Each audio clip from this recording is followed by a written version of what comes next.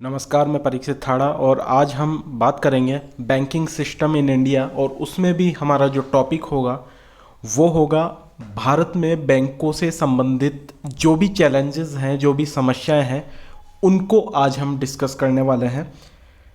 तो देखिए, किसी भी देश के आर्थिक विकास का जो मुख्य आधार होता है वो उस देश का बुनियादी ढांचा होता है।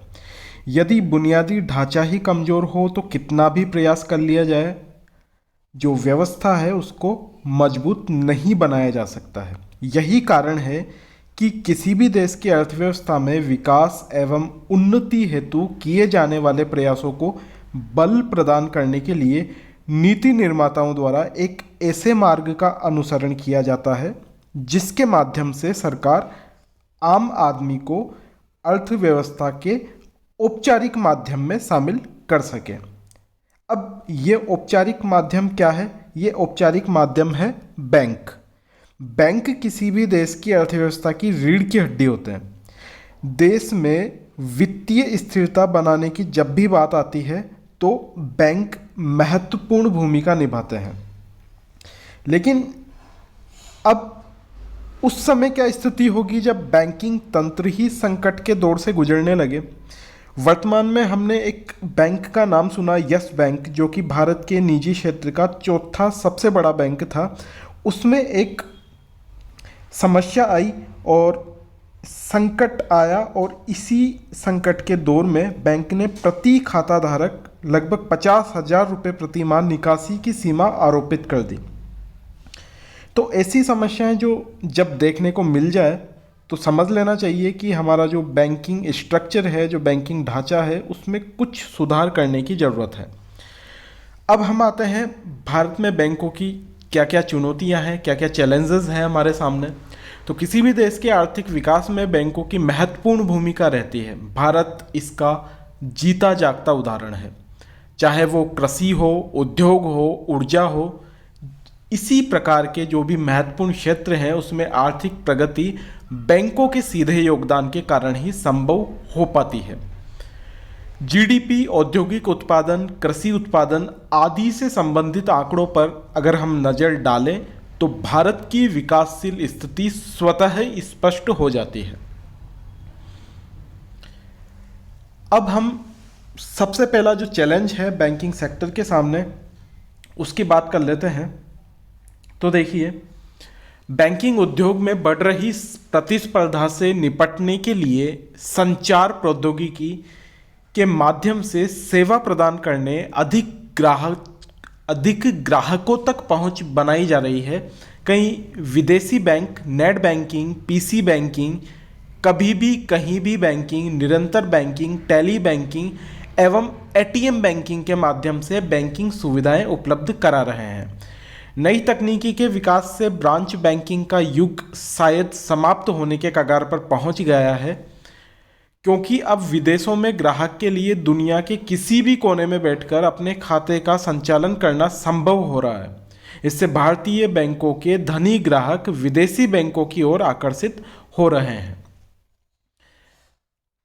अंतर्राष्ट्रीय स्तर पर विभिन्न बैंकों के बीच विलयन एवं अधिग्रहण करके वित्तीय सेवा उद्योग का समाकलन किया जा रहा है। अंतर्राष्ट्रीय स्तर पर प्रतिस्पर्धा करने हेतु बैंकों का इस प्रकार विकास किया जा रहा है ताकि वे संचार एवं सूचना के क्षेत्र की नई प्रौद्योगिकी को अपनाकर अपने व्यापार को बढ़ा सकें। इन बैंकों को वित्तीय सुपर बाजार के रूप में उभारा जा रहा है, जो एक ही स्थान पर विभिन्न वित्तीय सेवाएं जैसे बैंकिंग, प्रतिभूति व्यापार, बीमा एवं निवेश बैंकिंग आदि उपलब्ध करा सके। सही अर्थों में अगर हम कहें तो इस प्रकार के अंतर्राष्ट्रीय स्तर के बड़े बैंक ही वैश्विक बैंकों की भूमिका निभा रहे हैं। भारतीय बैंकों ने अभी इस दिशा में कार्य करना प्रारंभ नहीं किया है और यही कारण है कि वो जो विदेशी बैंक हैं उनसे कहीं ना कहीं पिछड़ रहे हैं। देखिए, हम बैंकिंग संकट जो आ रहा है उसके कारणों की जब बात करते हैं तो पिछले कुछ वर्षों में बैंकों द्वारा दिए जा रहे लोन, जिसे हम गैर निष्पादित संपत्तियां अर्थात नॉन परफॉर्मिंग एसेट्स एनपीए के नाम से जानते हैं, तो जो यस बैंक था उसके द्वारा भी Reliance group, IL and FC, FS DHFL, jet Airways, SR shipping, cafe coffee day जैसी कंपनियों को लोन दिया गया जो बाद में NPA में बदल गया। तो इस प्रकार के संकट का सामना करना पड़ रहा है बैंकों को और उसके उदाहरण अब देखने को मिल रहे हैं। इसी प्रकार NPA के मामले में सरकारी बैंकों की स्थिति निजी बैंकों से ज़्यादा खराब है। वर्ष 2018 में वाणिज्यिक बैंकों में कुल NPA 10.3 ट्रिलियन रुपए था, जो कि बैंकों द्वारा दिए गए कुल ऋणों और अग्रिमों का 11.2% था। तीसरा जो चैलेंज है उसकी हम बात कर लेते हैं। कहीं विदेशी बैंक नए नए उत्पादों का विकास करके एवं ग्राहक सेवा स्तर में सुधार करके बड़े ग्राहकों को अपनी ओर आकर्षित करने में सफल हो रहे हैं। यहाँ पर हम बात कर रहे हैं विदेशी बैंकों की। साथ ही विश्वव्यापीकरण के बाद से ग्राहक की संतुष्टि इन विदेशी बैंकों में मूल मंत्र की तरह उभरी है।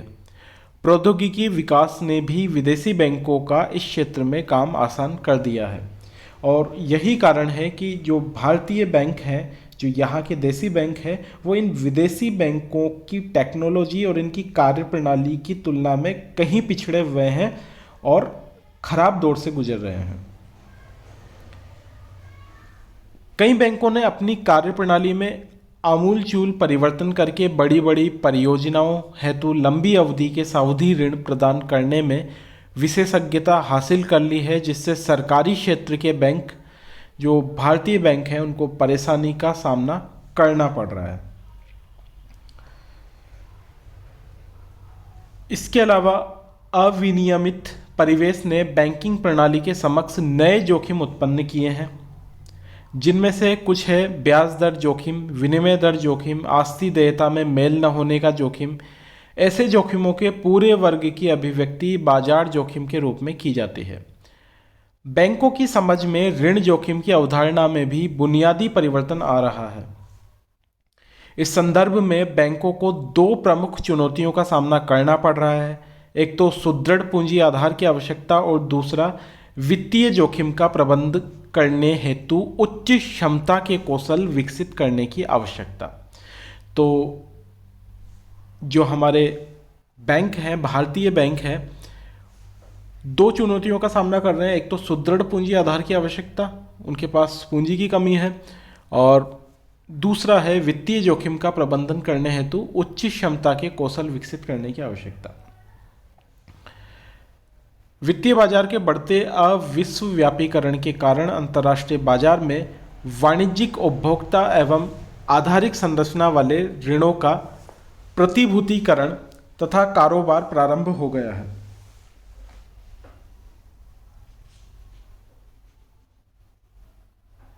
जबकि भारतीय बैंकों को इस प्रकार के व्यवसाय में अनुभव की कमी के कारण विदेशी बैंकों के साथ प्रतिस्पर्धा करने में कठिनाई का सामना करना पड़ रहा है।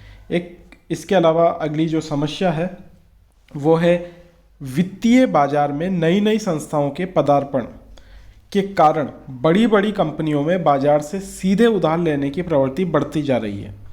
बड़ी कंपनियों द्वारा अंतर्राष्ट्रीय वित्त बाजार से सीधे ही GDR, SDR, ECB आदि नए नए उत्पादों के माध्यम से विदेशी मुद्रा में ऋण उगाए जा रहे हैं और इससे बैंकों के ऋण प्रदान करने संबंधी कार्य पर विपरीत प्रभाव भी पड़ रहा है। इसके अलावा अगर हम देखें तो जमा राशि पर बढ़ती ब्याज लागत एवं ऋणों पर घटती ब्याज आय के कारण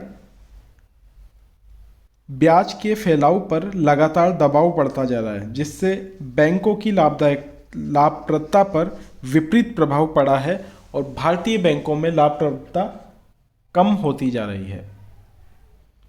इसके अलावा जो एक चैलेंज है भारतीय बैंकों के सामने वो है आज के बैंकों से न केवल जमा राशि प्राप्त करने हेतु बल्कि ऋण प्रदान करने हेतु भी अच्छी कंपनियों के पीछे भागना पड़ रहा है, क्योंकि विदेशी बैंकों एवं निजी क्षेत्र के बैंकों द्वारा नई प्रौद्योगिकी के साथ बैंकिंग सेवाएं प्रदान की जा रही है और संचार एवं सूचना प्रौद्योगिकी के क्षेत्र में हुई प्रगति एवं वित्तीय बाजारों के एकीकरण के फलस्वरूप भी विदेशी बैंकों द्वारा ग्राहक सेवा में तीव्र सुधार किया जा रहा है, जबकि भारतीय बैंक अभी इस दिशा में प्रगति की ओर अब अग्रसर हो रहे हैं। अतः विदेशी बैंकों से प्रतिस्पर्धी होने में भारतीय बैंकों को कठिनाई का सामना करना पड़ रहा है। बैंकों के बकाया ऋणों की वसूली हेतु भारतीय रिजर्व बैंक ने कुछ दिशा निर्देश भी दिए हैं।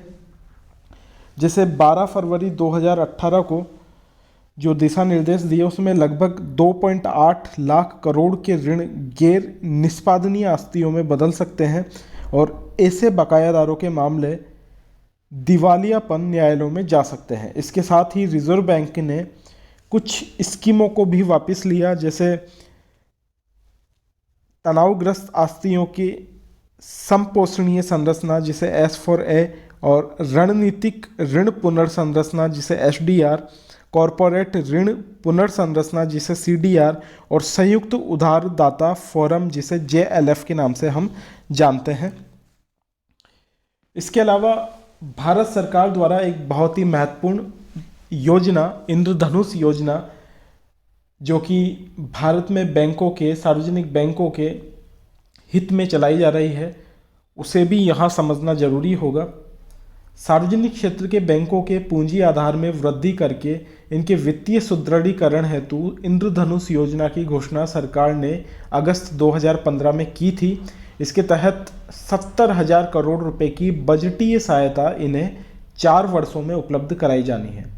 इस संदर्भ में वित्त राज्य मंत्री संतोष गंगवार ने 18 जुलाई 2017 को राज्यसभा में इस उद्देश्य की पूर्ति के लिए इन बैंकों को 47,915 करोड़ 2015-16 व 2016-17 में उपलब्ध कराए जा चुके हैं।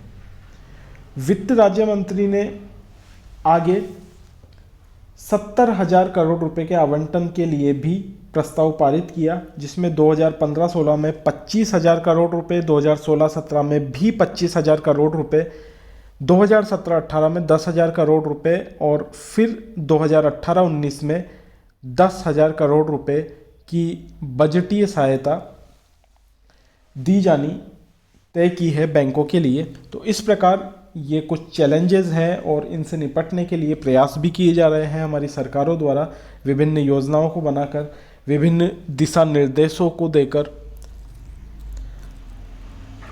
नमस्कार।